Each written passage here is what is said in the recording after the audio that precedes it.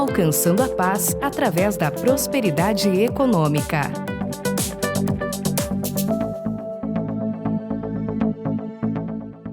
O próximo painel tem como tema Alcançando a paz através da prosperidade econômica. Em um mundo marcado por tensões e instabilidades, a prosperidade surge como uma das forças mais eficazes na construção da paz, ao criar oportunidades e fortalecer instituições. Com foco no Oriente Médio e nos principais atores desse cenário, vamos refletir sobre o papel do desenvolvimento econômico como caminho estratégico para a estabilidade dessa região e, de alguma forma, do planeta. Nossa convidada é Fleur Hassan-Nahoum, política e advogada, atuou como vice-prefeita de Jerusalém até março de 2024. É cofundadora do Fórum de Negócios entre os Emirados Árabes Unidos e Israel, sendo enviada especial do governo de Israel para a inovação, negócios e desenvolvimento. Ativista pelos direitos das mulheres e das populações marginalizadas, ela atua para o diálogo entre culturas e integração, promovendo o desenvolvimento econômico como ferramenta de estabilidade e construção de paz. Thank you very much. A mediadora é a diretora de Relações Institucionais do Fórum da Liberdade, Daniela Russovski-Raad. Por favor, Daniela.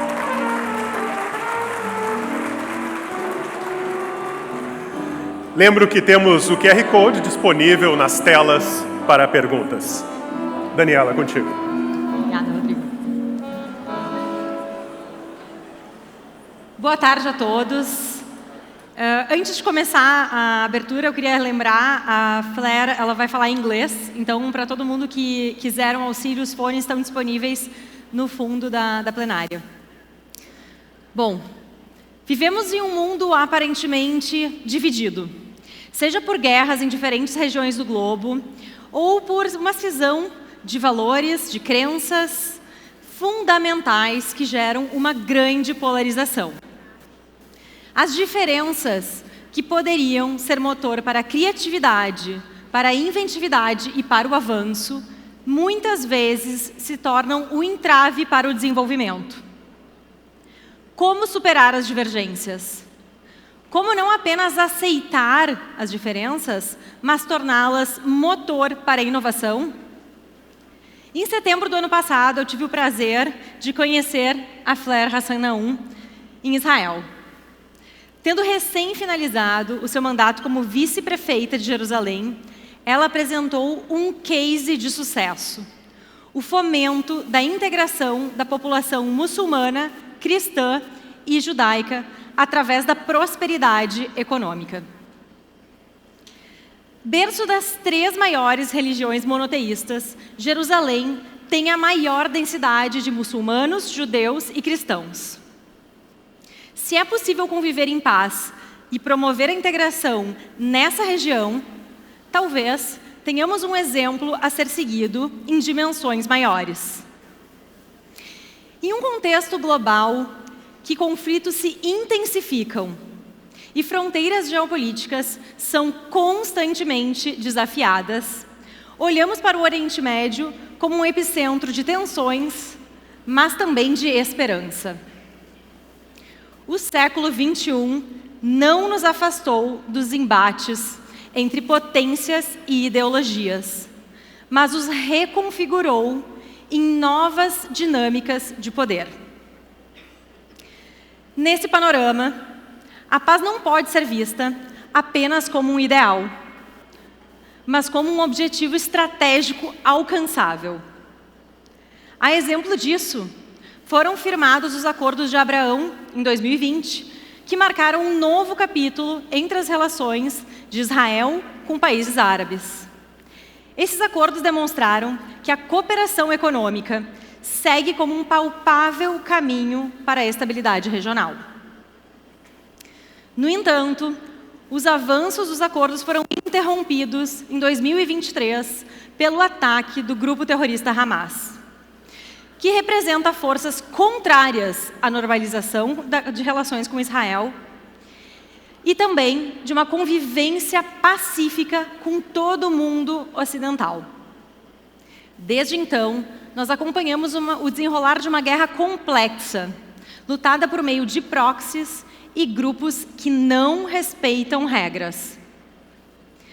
Diante desse cenário, como se falar em paz?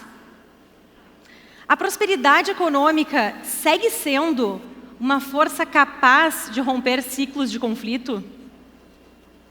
Mais oportunidades econômicas significam mais estabilidade, prosperidade, mais estrutura, educação e mais diálogo.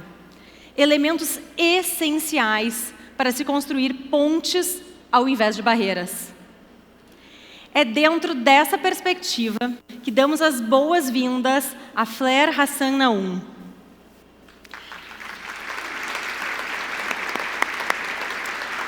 A trajetória da Fleur é um exemplo de como a política pode se tornar um instrumento transformador, utilizando desenvolvimento econômico para promover a integração entre diferentes comunidades. Fleur, it's a pleasure to have you here. Please, the stage is yours.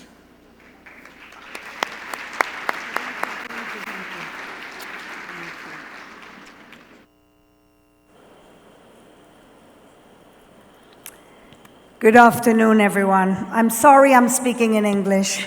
I do speak Spanish, but I heard that it's better for me to speak in English. I am here for the first time ever in Brazil. And I don't remember what my expectations were before I came here. But everything I thought about Brazil, now that I've seen a little bit, my expectations have been completely superseded. Especially what I've witnessed in this incredible conference. Because what I see is a country full of vitality. And what I see is a country where the young people are leading to make positive change. They're leading, they're taking responsibility. And for me, a conference like this is incredible proof that you have a very optimistic future. And so it's my honor to be here today.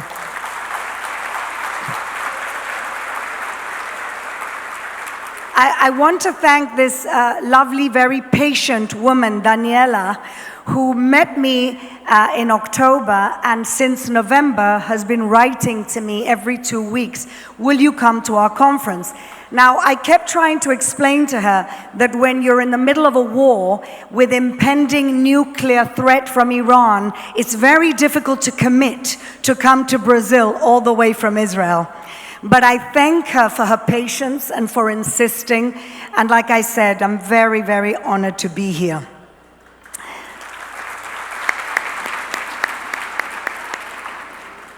So what I think connects Brazil and Israel is this very strong civil society that is leading the country.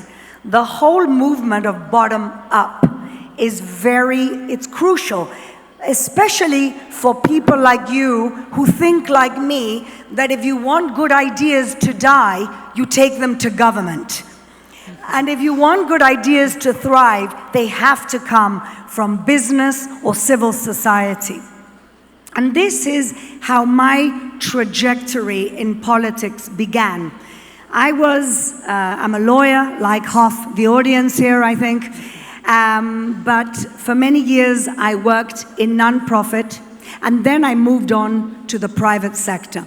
In nonprofit, I learned about the social gaps in the state of Israel. And then when I moved to the private sector, I learned about the strengths of our economy. And with that, I started teaching communication skills for a small accelerator in Jerusalem. It was the first accelerator in Jerusalem.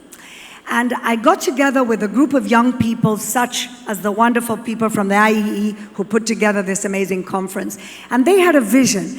And the vision was that we should develop an innovation ecosystem in Jerusalem.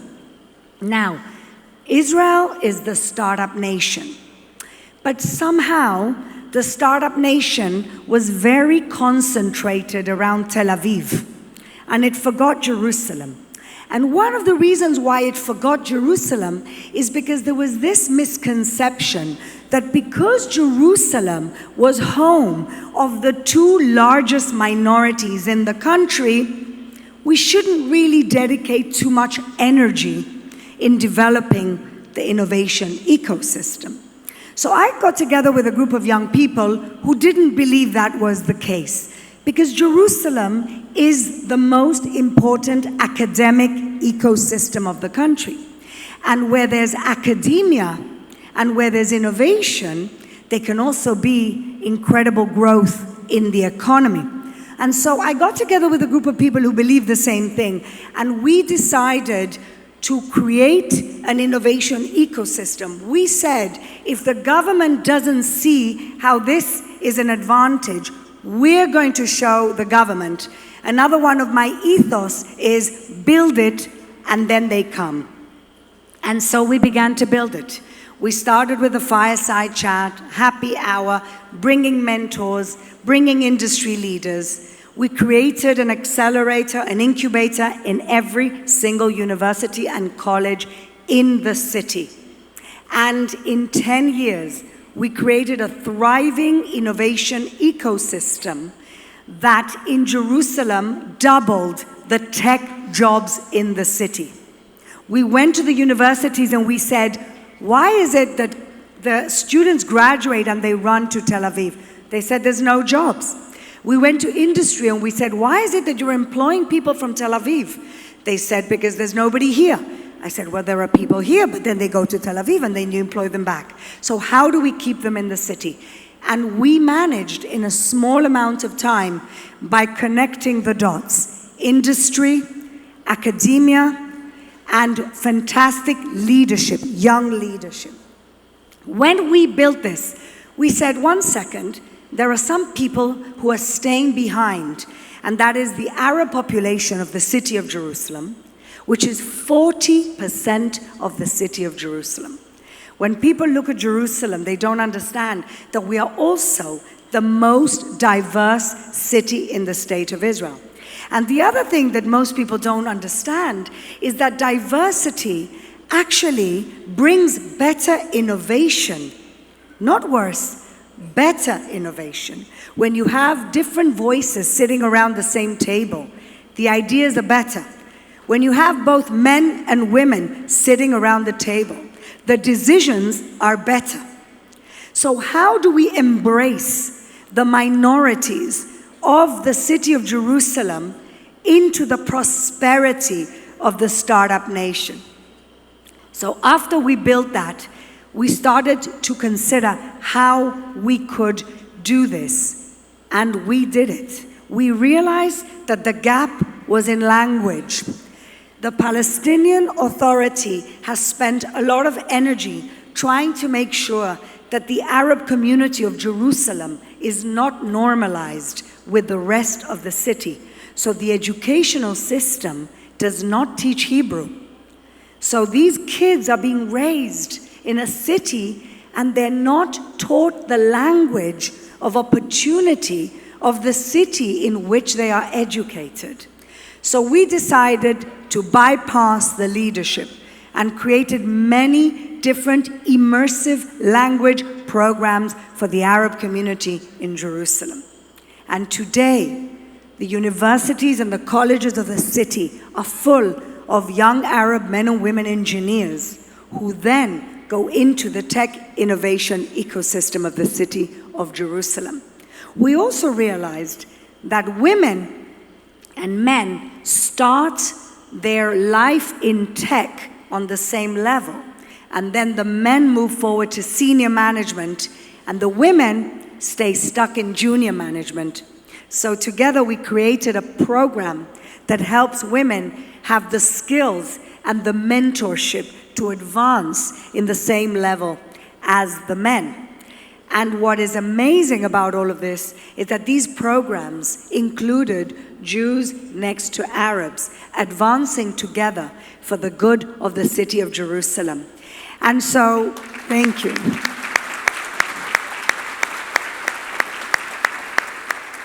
And so whilst most people, when they think of Jerusalem, apart, of course, from this incredible religious connection, spiritual connection, that most people around the world, when they think of Jerusalem, they have some type of spiritual connection. But Jerusalem, far from being the key to the problem, to me, is the laboratory of the solution. Because if we can develop these models for integration and for shared society in the most complicated city in the world, then we can do anything. And that is what we have proven with the ecosystem that we created in Jerusalem to be inclusive and to advance our shared society. And so, what happens beyond the city of Jerusalem? And as Daniela mentioned, in 2020, we had an incredible opportunity to change the region, which came about with the Abraham Accords. And I want to remind everybody that the Abraham Accords were really the leadership of the first Trump administration, who broke with conventional wisdom, the wisdom of the State Department of the time, that you cannot normalize relations with the Arab world if you don't solve the Palestinian issue. But the Palestinian issue wasn't being solved because the Palestinian leadership knew that that leverage was on their side. And so what President Trump did is actually quite brilliant.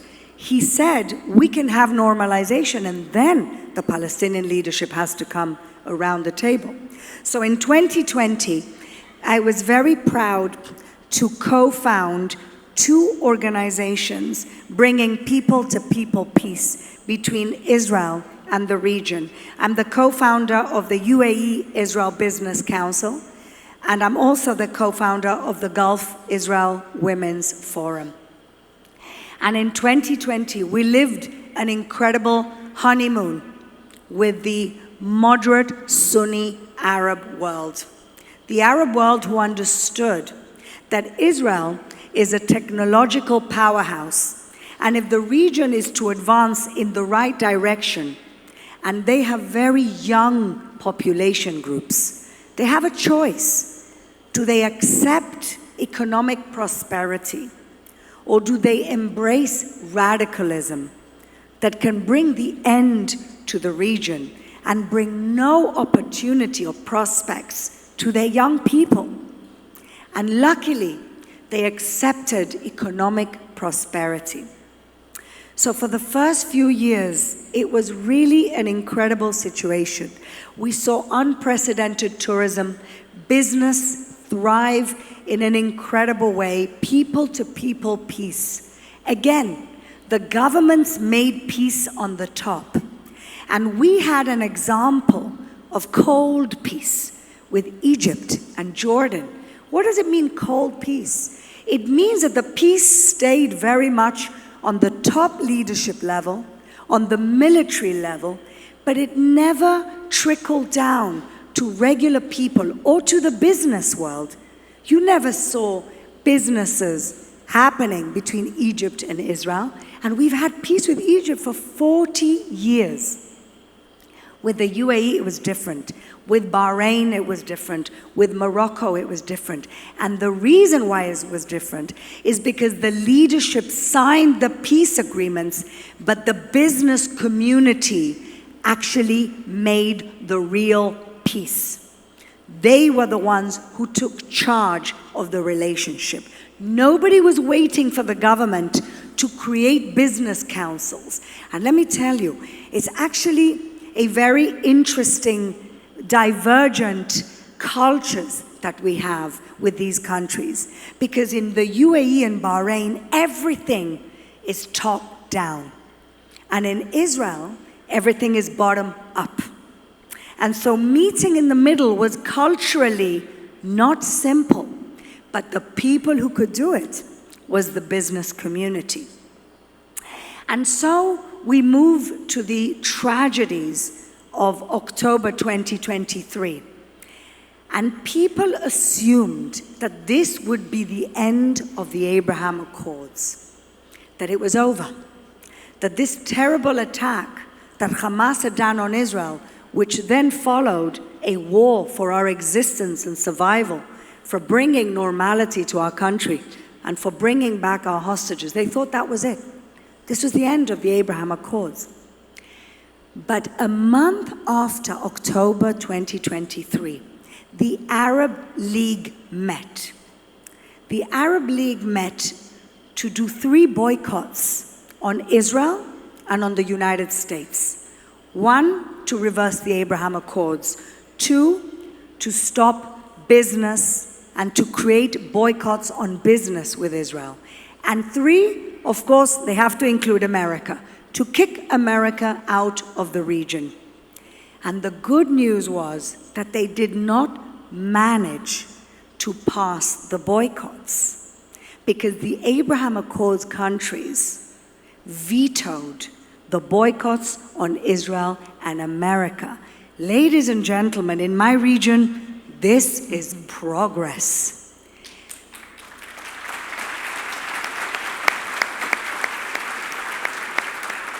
Fast forward to April, this very time last year, when Iran attacks Israel over 6 hours with missiles through the whole night.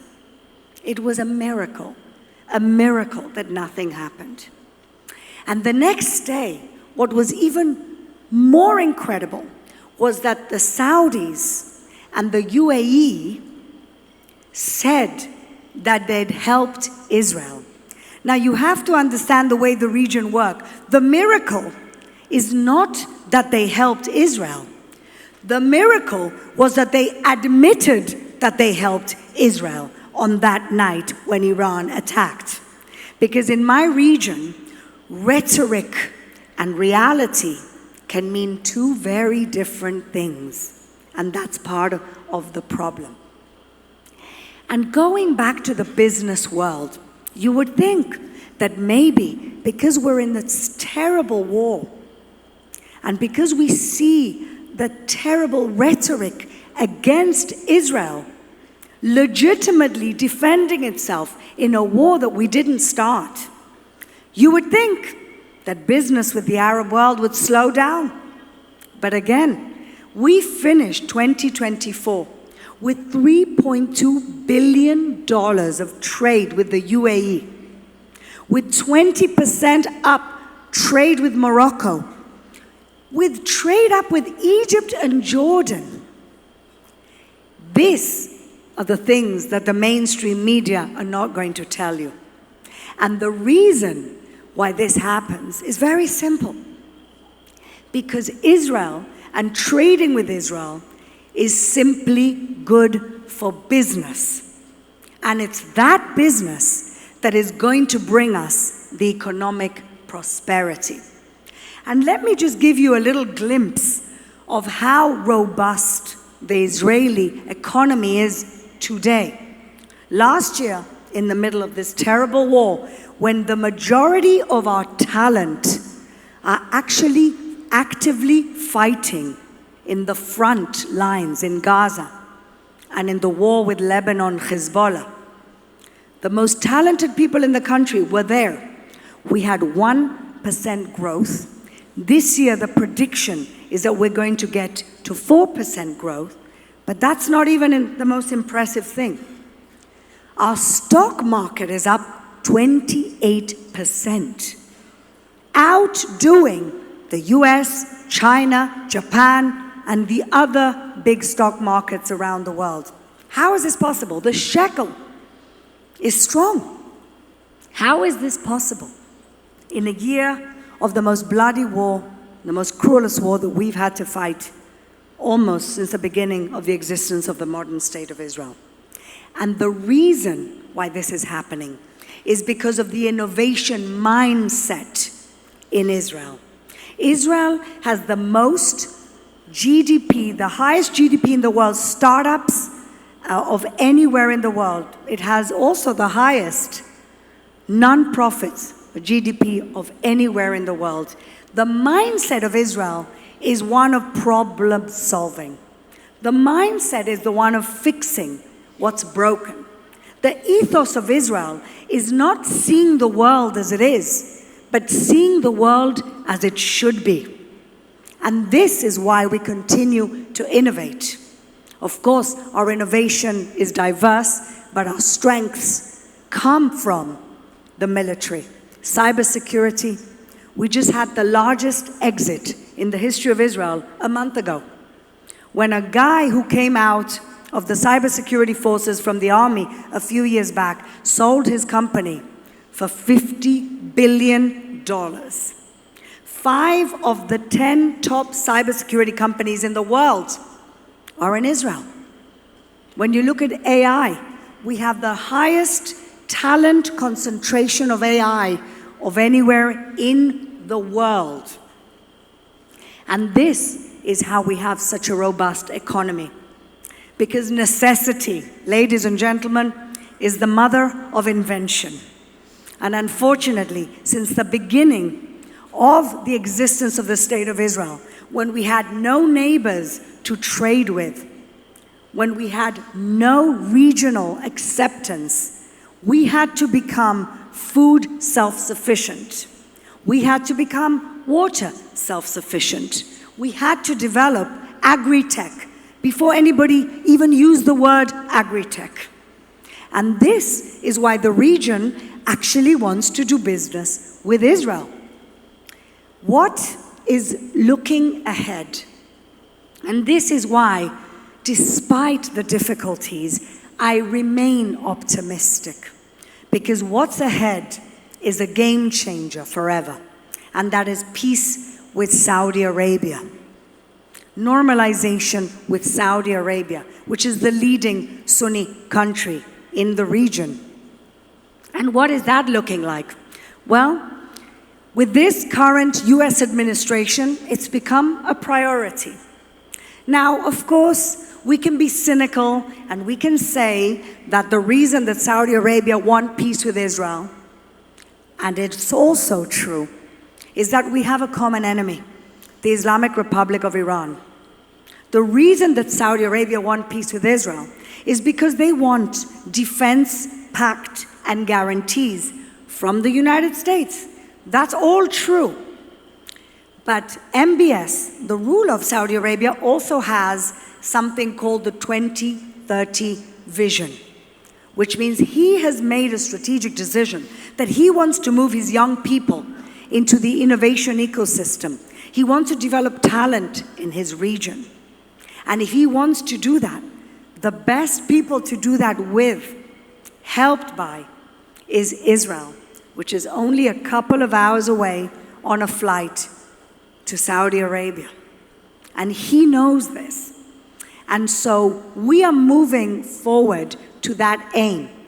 We are moving forward with the Americans to something incredible called IMEC, which is the corridor of the Middle East, India, all the way to Israel, which will connect the Middle East with India and Europe. This is game-changing for a reason. This is trillions of dollars of incredible economic development. We have another quadrilateral agreement called I2U2, Israel, India, USA, UAE. Another incredible agreement that was signed by the politicians, but only the business community can move forward. And that is looking at the relative strengths of Saudi Arabia, of the Arab world, of India, and embrace India to accept us and not other more destructive partners in the region, like the Iranians, or like the most destructive parts of the Chinese or Russian regimes. This is what we're looking at. The region is going to split into two. The countries that want peace and prosperity, and the countries that want radicalism and destruction. And so the rest of the region will have to decide, what side do you want to be on? Do you want to give your young people opportunity, or do you want to keep them in a death cycle of death, destruction, anger, and hate? Everybody knows what side Israel is on. And we have peace with every single country that has wanted and accepted peace with us.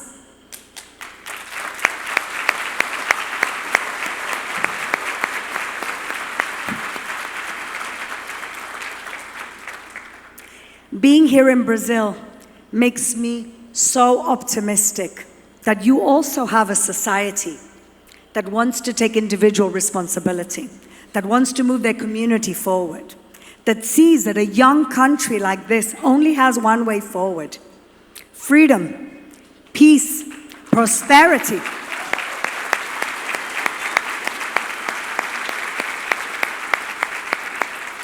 When I see the young politicians that spoke here today and yesterday, it gives me such optimism that once we're finished with making peace with the region, that region has the best partner possible in Latin America, which is Brazil.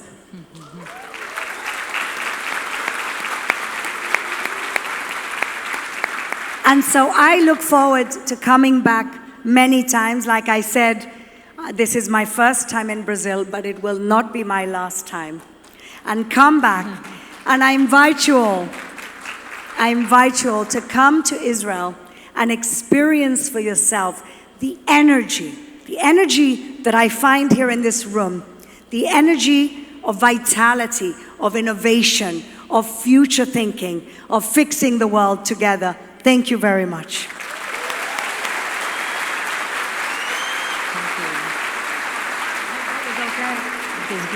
Look. Thank you, Fleur.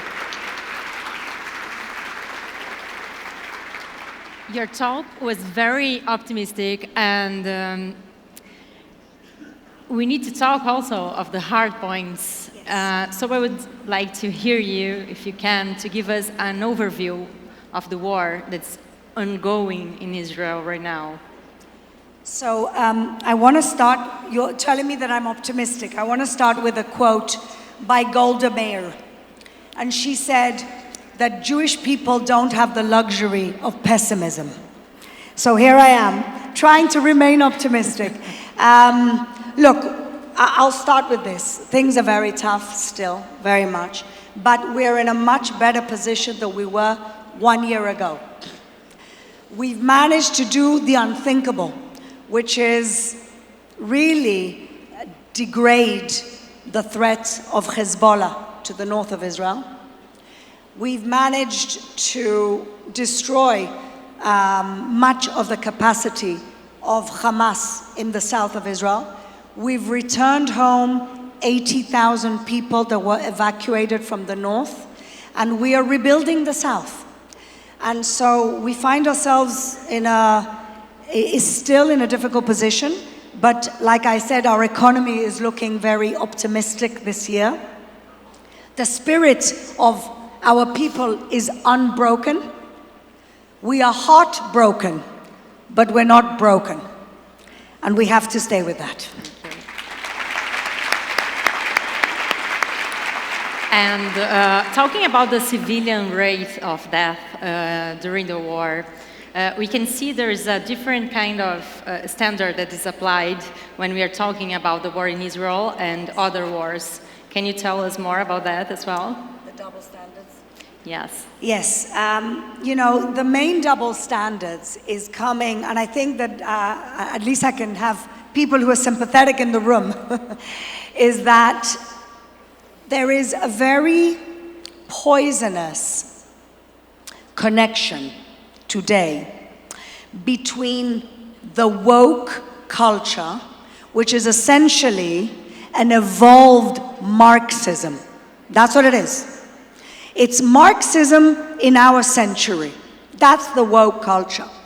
And the woke culture has managed to penetrate the academic institutions around the world, of course, with help from funding from Qatar and the Islamic Republic of Iran. And the woke culture has got a very unholy and unlikely partnership with jihadi fundamentalism.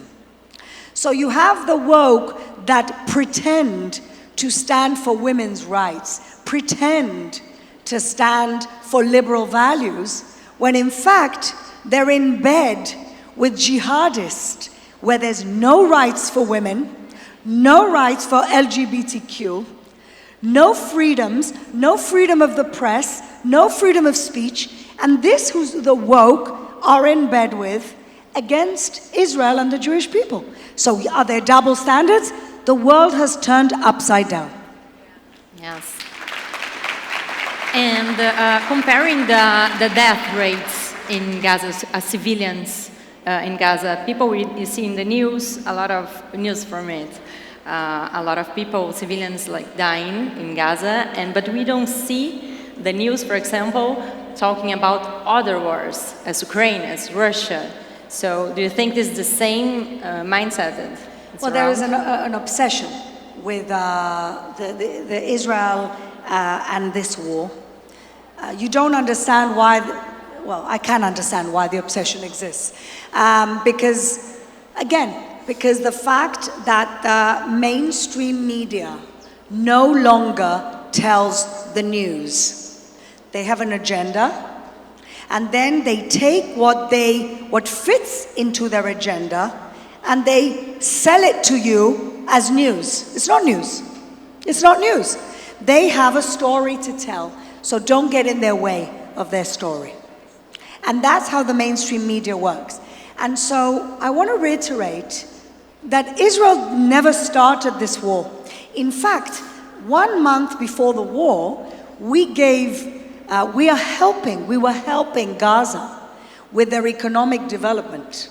We were giving 20,000 work permits to Gazans to come into Israel. Why? Because Hamas, for 20 years, never invested in the economy. They took all the money that the world was giving them, and they built a terrorist infrastructure. That's what they did with the money. And they didn't do anything for their people, so there are no jobs. It's the same in the West Bank, in Judea and Samaria. There are no jobs because the leadership of the Palestinians are corrupt. They take their money, they have castles, they have private jets. Nobody in the media talks about the fact that the Palestinian leadership living in Doha, in Qatar, are billionaires. How do you become a billionaire as a politician when you're not corrupt? Can somebody tell me? I don't know. And this is what's happening with the Palestinian leadership.